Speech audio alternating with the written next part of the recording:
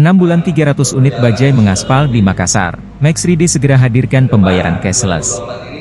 Resmi diperkenalkan di awal tahun 2024, 300 unit bajai mengaspal di kota Daeng Julukan Makassar, Sulawesi Selatan. Angka tersebut untuk periode Januari-Juni 2024 atau 6 bulan terakhir. Max Ride selaku aplikasi transportasi melayani penumpang menggunakan bajai roda 3 terus berinovasi untuk memudahkan penumpang. Salah satunya memperluas area yang bisa dicover Max Ride.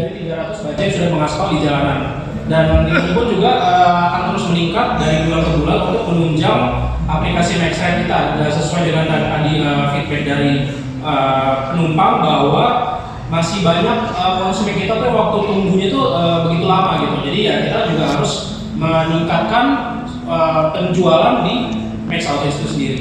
Nah, apa saja yang bisa kita lakukan? Salah satunya dengan program Juragan. Next.